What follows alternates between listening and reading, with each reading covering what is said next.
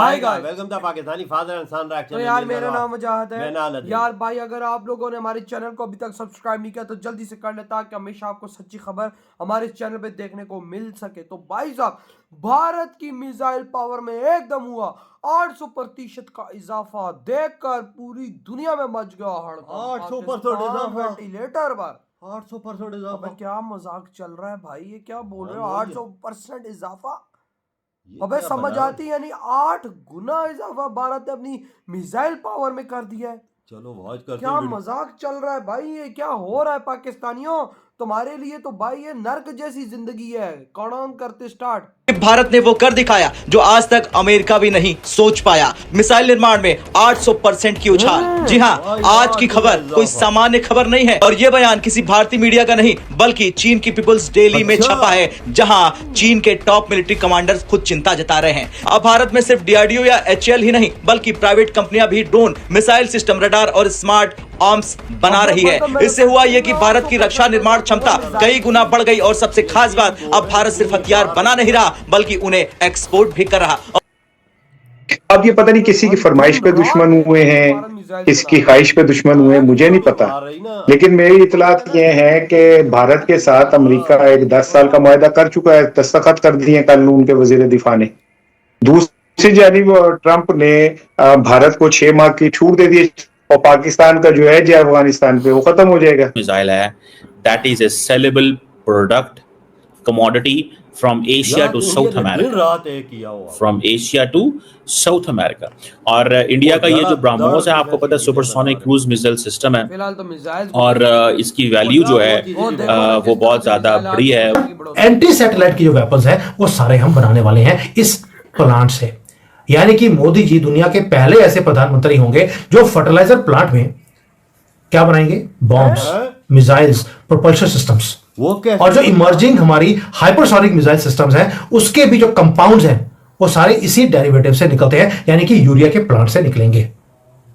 मैं तो बतौर एक शहरी, एक पाकिस्तानी, एक स्टूडेंट होते हुए हिस्ट्री का और आज भी हमारे मुल्क के करंट अफेयर्स का, सियासत का, मैं ये समझता हूँ बिल्कुल कि चाहे वो हमारे दिफाई मामलात हों या और मामलात हों, कोई भी हमारे मॉन्यूमेंट्स हों, तो हमें बिल्कुल अपने मकामी जो हमारी हिस्ट्री के हीरोज़ हैं, जो हमारे इस धरती के हमारे जो लोग हैं, हमें उनको सेलिब्रेट करना चाहिए और कोशिश यही रहनी चाहिए और आगे भी मेरा ख्याल से उस हवाले से इसी तरह की हमें तारीख रकम करनी चाहिए।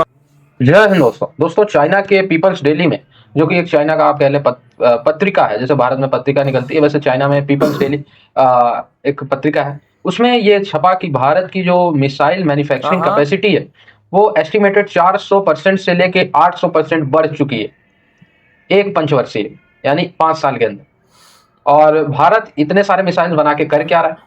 जाहिर सी बात है, जो भारत के पुराने मिसाइल सिस्टम थे उसको तो भारत नए मिसाइल्स बना के उसको रिप्लेस कर ही रहा है, साथ ही साथ भारत जो मिसाइल्स बना रहा है उसको बनाकर भेज भी रहा है। और ये खबर जब आई तो इसको दूसरे अंदाज में मॉस्को यानी रूस की एक न्यूज़पेपर ने भी इसको कवर किया कि Bharat is a growing missile technology hub, ऐसे करके, और वर्ल्ड बिगेस्ट मिसाइल सेलर, ऐसे करके कई जो है आर्टिकल सब लिखे जा रहे हैं भारत की जो मिसाइल उद्योग है उसको लेके। क्योंकि इसके पीछे का दोस्तों बड़ा रीजन ये है कि पहले जो मिसाइल जैसी टेक्नोलॉजी थी वो सिर्फ भारत की स्टेट ओन कंपनियां ही बनाती थी, जैसे डीआरडीओ हो गई या आप कह लें जो भी भारत सरकार की कंपनी होती थी। लेकिन अब जब से करंट गवर्नमेंट आई है, इन्होंने थोड़ा सा जो सिक्योरिटी का अदारा है, जो सिक्योरिटी का क्षेत्र है, उसमें प्राइवेट कंपनियों को भी एक्सेस दिया। और प्राइवेट कंपनियों को एक्सेस देने से ये हुआ है कि ज्यादा से ज्यादा मिसाइल और अच्छी से अच्छे क्वालिटी की और घातक मिसाइल भारत जो है रिसर्च एंड इनोवेशन के साथ बना रहा है। क्योंकि हम भारत में देखते हैं कि जो सरकारी काम होते हैं वो अक्सर सुस्त होते हैं। अगर सरकारी काम ही अच्छे होने लग जाते तो शायद हमें प्राइवेट से पहले ही हम अच्छी टेक्नोलॉजी अचीव कर चुके होते। लेकिन आप देखें जो बड़े बड़े देश हैं जैसे अमेरिका हो गया, और अमेरिका में खास करके और यूरोप के खास करके देशों में देखने को मिलता है कि जो मिसाइल और सिक्योरिटी की भी जो तकनीक है ना वो प्राइवेट कंपनियां उसको जो है वो बनाती हैं, इसलिए उनकी क्वालिटी अच्छी होती है। उसकी वजह यह है कि एक तो दिस इज बीइंग कंसिडर्ड कि एक तो इंडिया इसकी मार्केटिंग बहुत करता है, ये इंडिया को एज जाता है कि वो इसकी मार्केटिंग करते हैं। और मार्केटिंग वो इसलिए करते हैं ताकि so that they want to give an impression to the world कि भाई हमारे बारे में ये तासुर आ गया हुआ है कि जी हम we are only the importers, हम सिर्फ इम्पोर्ट ही करते हैं। So I think that they want that this impression to गो।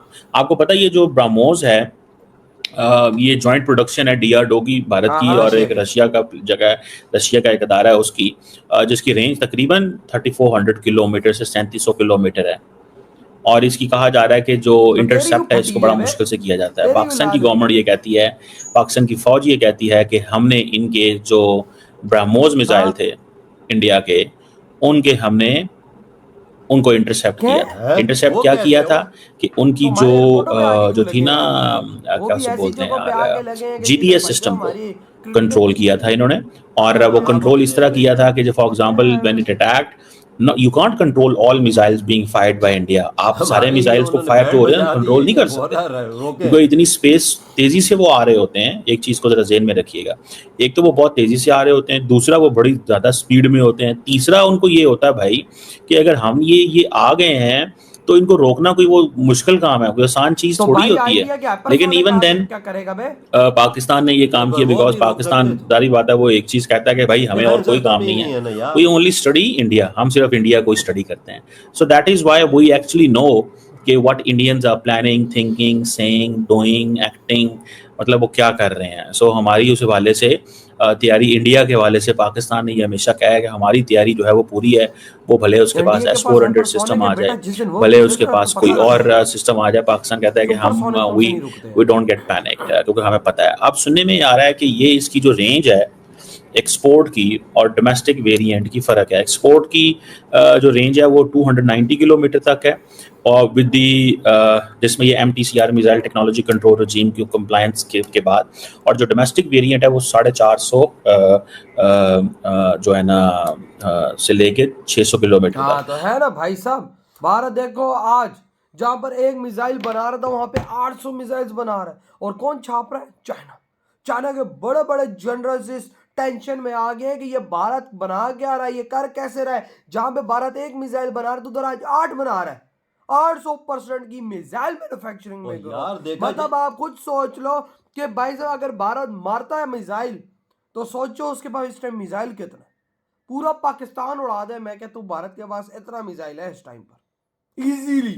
यार। मैं इतनी बड़ी बात नहीं कर रहा। जितना भंडार भारत बना रहा है ना अपने मिसाइलों में, मैं कहता हूँ शायद ही कोई इस टाइम इतनी तेजी से काम कर रहा यार होगा। अपने मुल्क को भी दे रहा और एक्सपोर्ट भी साथ मार रहा है। देखा जाए तो चाइना, रशिया और USA से भी ज्यादा इंडिया की ग्रोथ है। देख ले मिसाइलों की दौड़ तो में मैं वही बोल रहा हूँ 8% पे जा चुका है। 800% देखो ना हाँ। कितनी ज्यादा होती है। हाँ, आज नहीं समझो 8 हाँ गुना। बिल्कुल।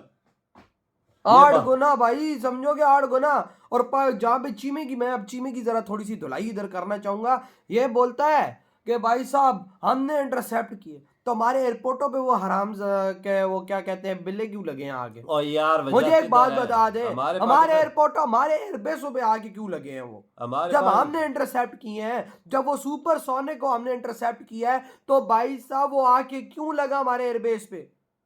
क्या हमारे मिसाइल्स की फुटेजेस आई जब हमने वहां पे मारे तो उधर लगे हैं जाके? और नहीं यार आई। हमारे पास डिफेंस सिस्टम ही नहीं है, किधर पकड़े क्या जाएं? चीमा यार भाई साहब बेवकूफों वाली बात करता है भाई साहब। अलबत्ता तुझे ये बोलना चाहिए कि हमें ऐसे सिस्टम्स बनाने चाहिए कि ब्रह्मोस को वो तोड़ निकाले। बिल्कुल। लेकिन नहीं, बकचोदी ऑन द टॉप। पाकिस्तानियों को फुदू लगाना है भाई, फुदू लगाओ। बिल्कुल बिल्कुल। और भाई इंडिया तो हाइपरसोनिक की दौड़ में आ गया। अगर वो इधर हाइपरसोनिक मारता है उसको कैसे रोकेंगे हम?